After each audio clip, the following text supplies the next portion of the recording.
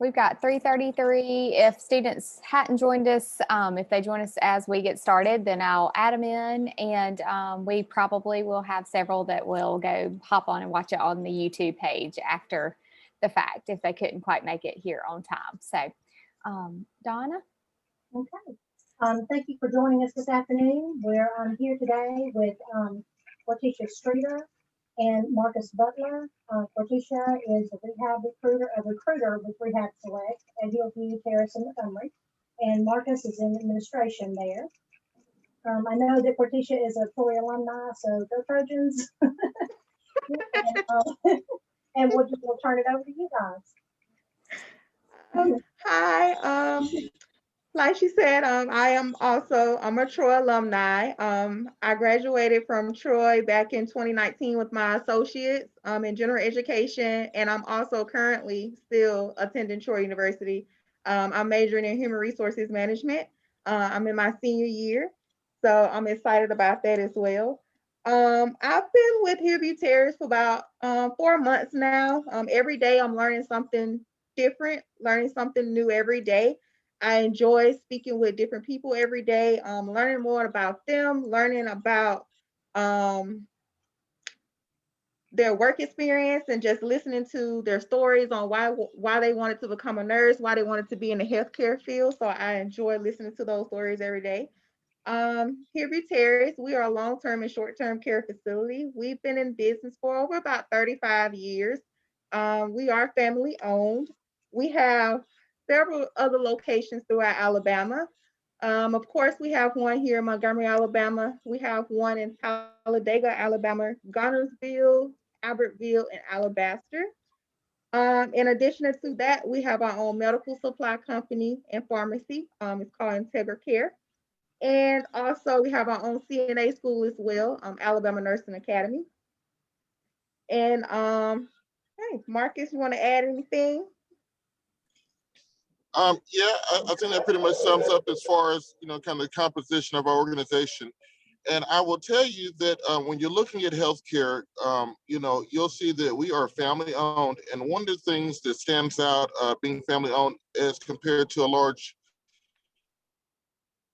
corporation is that the environment is typically a lot more nurturing, I would say, for individuals just coming out of school, trying to kind of find your way, find your niche, and kind of see what the best area of healthcare is for you.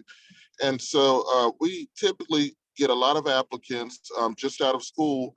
And, our belief is we bring you in and we give you exposure to as many different areas as possible so that we can kind of work together with you to kind of find what your niche is. I know a lot of times you'll have a degree that might be in healthcare management or healthcare administration, and that's such a broad term that it takes sometimes a little bit of time to kind of find out what your particular niche is. And so we like to kind of give people exposure to different areas, and that helps us identify your strengths, but also give you experience to kind of see what your passion is as well.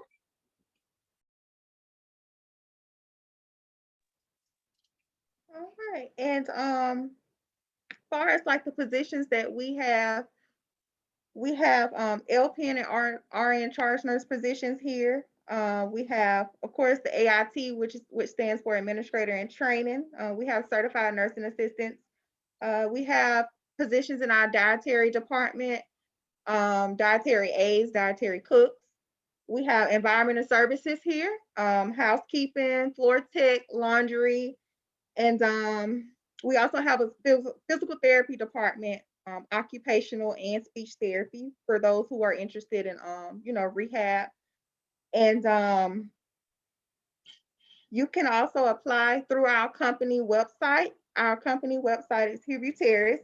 Rehab Select, but once you go on the website, you will see where when you try to apply, you can request information or show interest to a specific location because we have different locations. So you can say that you're interested in positions at Hillview Terrace, and all those positions will come up. And we also post positions on Indeed and our Facebook page. And on our Facebook page, you can also see different events that we have here. This past week, we just had Mardi Gras for in the hallways for the residents and for the staff. So we definitely have a great atmosphere here, and we want to bring everyone in, teach them everything they need to know so they can be successful in their career. Yeah. Do anyone have Absolutely. oh, And Cortisha, if I can just add to that, mhm. even beyond positions that might be posted on our webpage, we're always looking and evaluating for talent. And so if anybody has interest just in healthcare in general, we are always open to interns. If that's something that you would kind of like to get some experience, kind of get a head start, or even to kind of navigate around and kind of see what what your passion might be, we're always open to interns. Cortisha can give you her phone number and her email address. But anybody who might just kind of want to, do a summer intern, just kind of get some hands-on experience and kind of, firsthand get a view of different opportunities. It could be in the business office. It could be admissions, marketing and sales is an area where we've often taken interns and letting them get some experience. And even beyond the internship, if there's someone that's getting ready to graduate pretty soon, those are areas that sometimes we might not have an open position posted. But if we find someone who we feel like is going to be a good fit, that's not going to keep us from having talks as far as moving forward. So just always, even if there's not a position posted, those are areas where we're always looking for talent.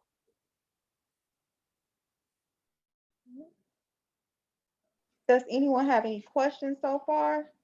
I did want to ask real quick, can y'all tell us a little bit more about what your internship typically looks like? Is it all only in the summer, or if a student were on our Montgomery campus or, wanted to commute from Troy, could they do that during a semester? What are the hours and what's your intern program look like most of the time? I think the good thing with us being family owned, we're very, very flexible. So I mean, we've typically had interns that come and they'll spend the entire summer with us. But if there was someone that was interested and they wanted to kind of work around their school schedule, we're completely flexible with that.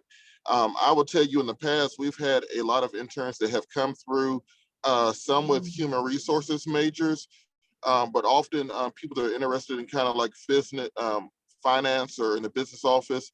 And also, we have an administrator and training program, which I recently finished. And so typically with that, it's a 4 to 5 year process. And for example, we had a gentleman by the name of Aaron. He would intern during the summer, I think his final 2 years at UAB. And then upon graduating, he was able to transition into a full-time role as an administrator in training, which he's currently going through. And then at the end of that, he's able to obtain his Alabama license as a nursing home administrator in practice. And so we're completely flexible. Thanks. Any other questions? I have one. What kind of students are y'all looking for, like when people apply? So we accept what are you going to school for?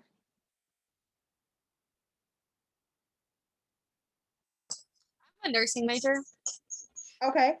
So how long do you have? I have about 3 more years left. 3 more years. Okay. So when we're looking at nurses and they're just coming out of school, I know that you will have to get your temporary license. So we will accept you with your temporary license. I had a follow-up question to that. Do you guys hire nursing associates that might have an associate's in nursing degree, or do they need to have a full-fledged, undergrad nursing degree, BSN? We hire both, and Yeah. and typically, typically majority of our LPNs are working in what we refer to as a charge nurse position. And so our long-term care definition of a charge nurse is a little bit different from maybe that term when you hear it in the hospital setting. But our charge nurses are our direct care nurses. And then also they have a dual responsibility of supervision of typically 2 to 3 certified nursing assistants that are on the hall providing the ADL care. And so typically we'll get LPNs, even brand new out of school. We welcome those. And then also we have RNs. And so for our RNs, our registered nurses, they have the option, even with an associate degree, they can be a charge nurse as well. But many of our registered nurses are in some leadership or supervisory role. And that does not require an undergrad degree, just an associate degree. We have registered nurses that are unit nurse managers. We have some that work in MDS, which is kind of like our clinical coding, as well as like overall like house nursing supervisor positions. And of course, our assistant director of nursing and director of nursing. So there's a lot of leadership roles for a registered nurse. Yeah. And what I can say is when we're looking for candidates, I can tell you my story on why I chose to work here at Hillview Terrace. When they reached out to me, I did not have any experience as a recruiter, but they saw that potential in me. And I'm also majoring in human resources. So when they show interest in, that I have, I'm working towards the goal, and I like the fact that they took that opportunity on me.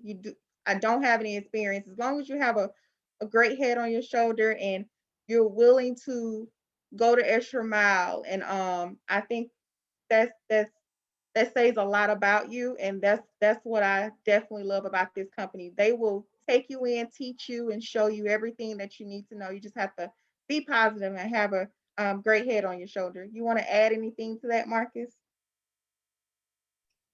Yeah, if I could, I would just say that, the frustration that I've had in my career, and I think a lot of other people would agree, is that most organizations, when you're looking at professional growth and development, they typically shy away from hiring people that don't previously have experience in that role.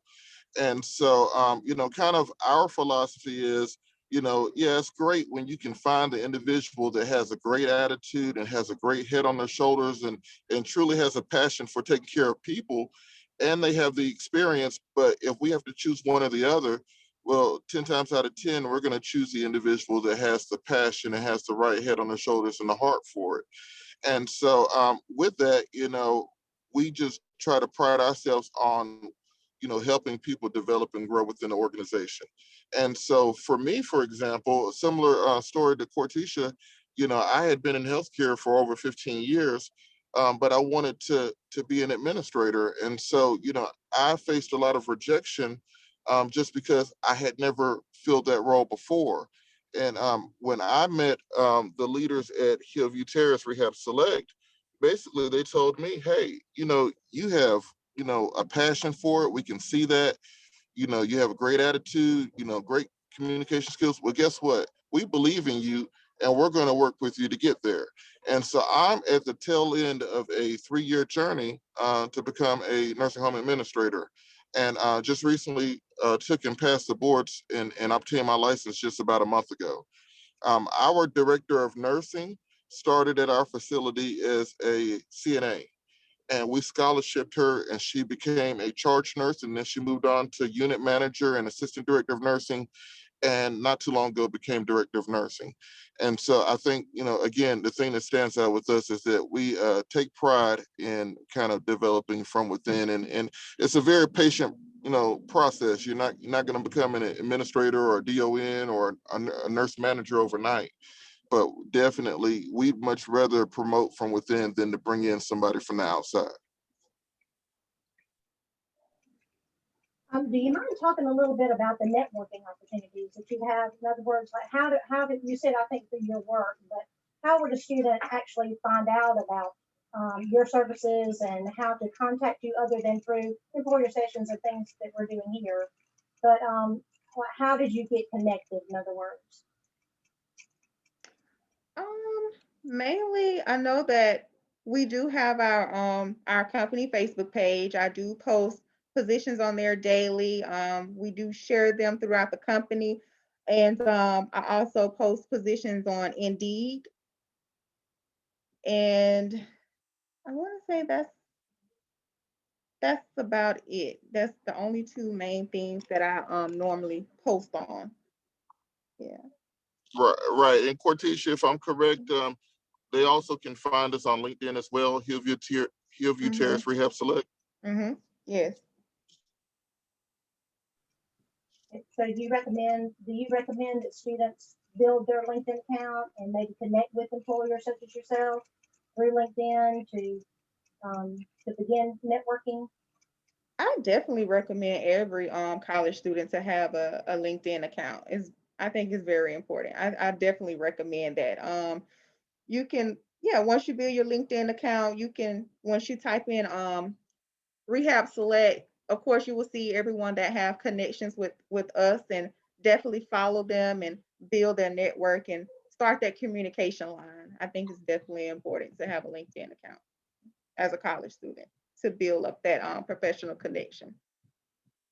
Absolutely. And you will learn that healthcare is a very, very small community.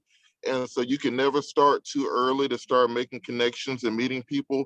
And you'll be amazed at how people that you meet now, you never know where you'll meet them again down the road as far as looking at job opportunities. I've met people and 10 years later, I'm interviewing for a job, and guess what? It's the person I met 10 years ago. And so it's just always good to go ahead and start making those connections now. We hear that over and over again from employers, and more frequently, we're hearing that a lot of them are using LinkedIn. It's just such a convenient, I know that's not the only way you recruit, but it's just such a convenient way to receive resumes and post your jobs, but also that connection piece we found. And it sounds like you guys, I don't want to speak for you, but it sounds like you're similar. We found that especially alumni are open to our students reaching out and connecting through a professional network like LinkedIn, and just kind of getting your advice on job searching, and especially if they're interested in the same industry that you're in. Yeah, and technology has been progressing for some time, but COVID has certainly accelerated that. And so all of our interviews now are through Zoom, and I know a lot of other employers are using virtual platforms for interviews. And I think that we're going to continue to see even more virtual job fairs than what we've ever seen. But yeah, social media for us is very big. We're embracing it more and more, trying to post more jobs through social media, and just make more connections that way as well. Could you guys talk a little bit maybe about what you're looking for during a virtual call? Like any tips for our students? I think it's becoming so common, but it hasn't necessarily been done as often. So maybe some tips or advice of things that went well or things maybe students should avoid would be great. Well, I will tell you that in this new age of a lot of virtual interviews, we see some people a little bit relaxed because it is a virtual setting, and don't lure you into a false sense of security. It is still very much an interview process, and still, kind of set yourself up in a professional manner. As far as, finding a quiet setting, still dressing the part, because people are still looking for those kind of nonverbal indicators of kind of a qualified candidate. And there's been times where I've had to do a virtual interview, and even from the car, I'll set up like a nice virtual professional background. Just different things like that. It's still very much an interview, so you still kind of have to dress the part and look and talk the part. And outside of that, like I said, I think the biggest thing is it's good to start making connections even outside of a formal job interview, to go ahead and start making connections. If you look at, like, for example, there's a lot of professional platforms that you can go ahead and join and be members of to kind of help start that networking process. I know one is the American College of Healthcare Executives. They have a student membership that is a lot less expensive than the full-fledged professional membership. And prior to COVID, they have an Alabama chapter, a Montgomery chapter, and they would have live events where even as a student, you can attend some of those webinars, or even in person, sessions that they have. They'll have different leadership topics, different topics for leadership development and networking opportunities. And even now, with COVID, they do have some virtual offerings as well. And so joining like an association, something like that, would be advantageous as well. Do do you mind talking a little bit about resumes? Our students are always asking us to review the resume and give them some tips. Are there particular things that you do like to see on the resume, or that you would recommend that students do not include, or there's some do's and don'ts, in other words, for their resume? Yeah, I know for some organizations, I know that they put a lot of emphasis on resumes, and when there's a lot of applicants, that can kind of make the break on whether or not you get that call to even be able to kind of showcase yourself in person.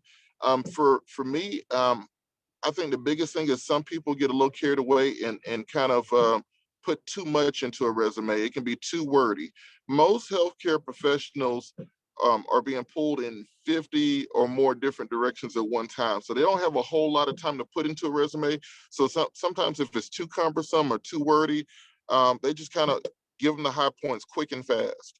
And so most people, kind of highlight, think about what narrative is it that you want to generate, kind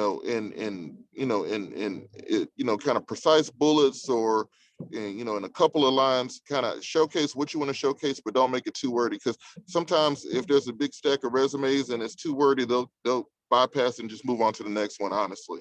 So just try to think of what narrative do you want to draw, and try to make it as precise as possible to where it stands out.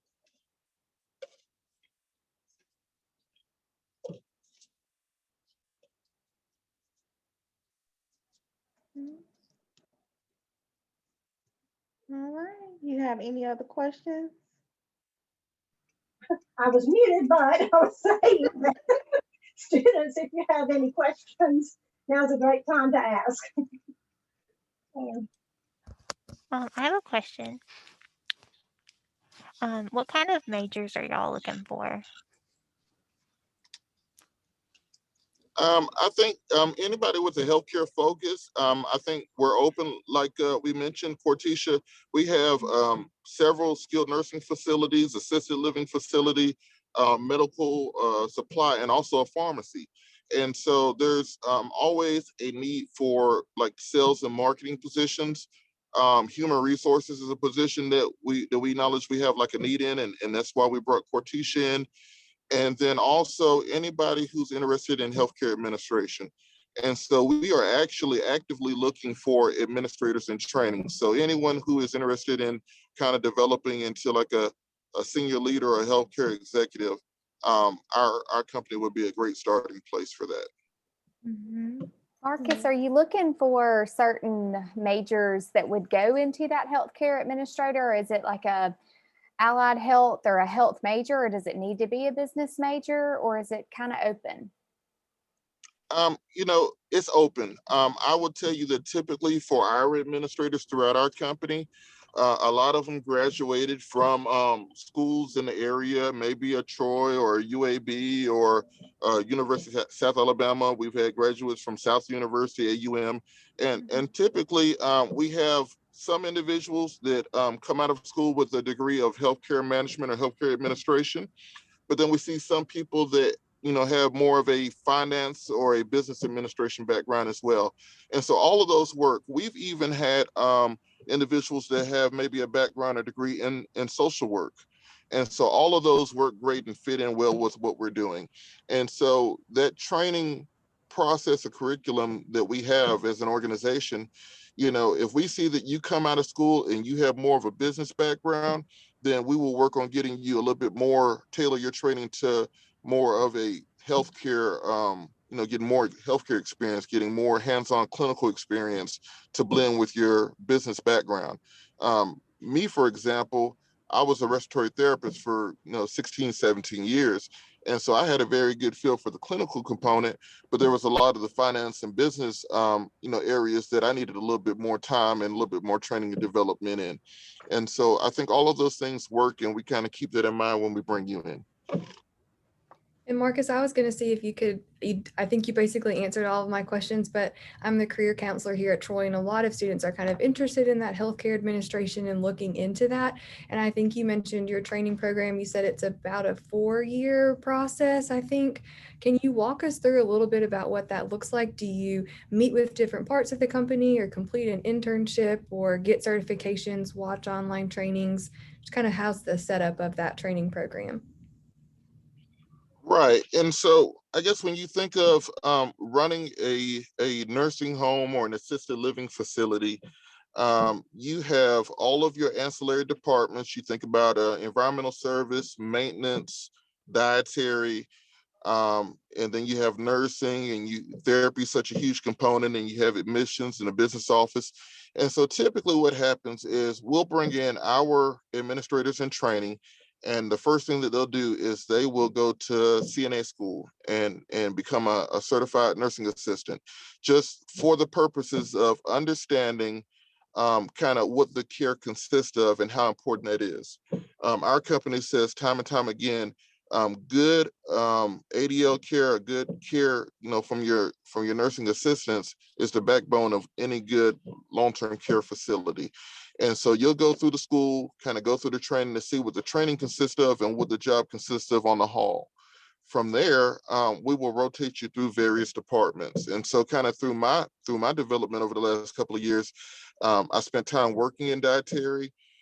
We ended up being in between dietary managers. I filled in this interim that consisted of, doing the ordering, managing the budget, making the menus. And so you get kind of hands-on experience working in all the departments. You might do a rotation through environmental services where you learn kind of about how to manage the budget, some of the chemicals that we order, how to keep up with the material data sheets that we have to keep up with. You do a rotation through human resources where you'll help do the schedule. You'll help with some of the onboarding. You'll help keep up with retention and turnover and some of the process improvement efforts that we make. So you'll be involved in a lot of projects, but you will have hands-on experience working in these individual departments. Typically, at some point in that process, you will take over as the floor administrator over one of our nursing units. And so you'll learn kind of how to manage a group of nurses and CNAs and other individuals on a smaller scale, and then we gradually just kind of add additional responsibilities. And so it's very much of a gradual process of you'll start off managing a smaller group, and then you have more and more on your plate. And what we typically do is at some point or another, we overwhelm you, and that's by design. We want to get you accustomed to juggling multiple things and get comfortable with it. And then over time, you kind of transition into kind of being where you're ready to take over as an administrator. Perfect. Thank you so much. I feel like that described it very well. I did not even think about all the various aspects that would go into healthcare management. So that gives me a good idea for when I'm talking with students.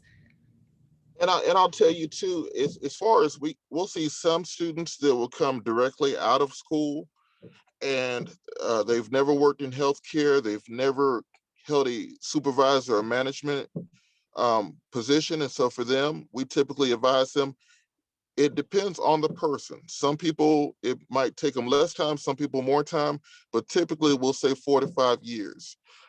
If we run into someone who maybe has, been in a supervisory or leadership role previously, maybe they already have some healthcare experience, it might only take 2 or 3 years. And so it very much varies by the person, but just in general, we'll say 4 to 5 years. But the more get up and go, the more initiative that you have, the quicker it could be. And then also some of our administrators in training will kind of be in one location, whereas some of them will bounce between different places. Depending on their flexibility, they could maybe go to an Alabaster or go to a Talladega, and that gives them a little bit more experience as far as learning leadership from different leaders, and also seeing how different facilities or run, kind of gives them a better overall experience as far as leadership development.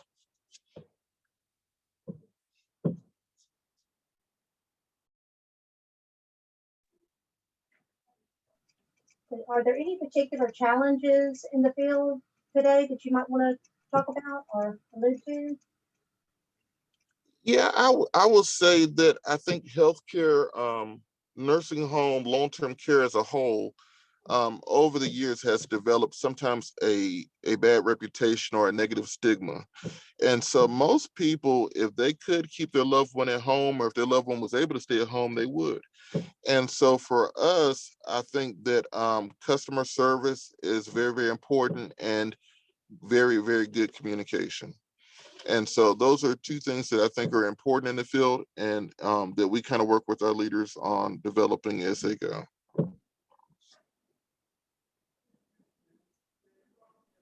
If you have an intern, can they come in the facilities with COVID right now, or are you having to do any of this virtually? How are you operating with COVID right now? Well, we require COVID testing twice a week for all employees, and so they would just have to comply with that twice a week testing.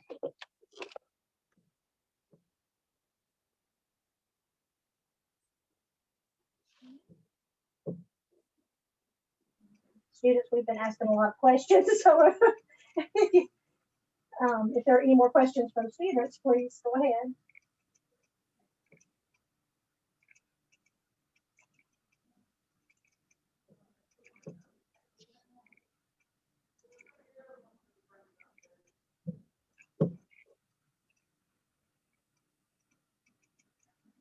Is there anything we didn't hit on, Cortisha, that you think our students need to know? Because we'll definitely share this video out after it's over. I want to say that's about it.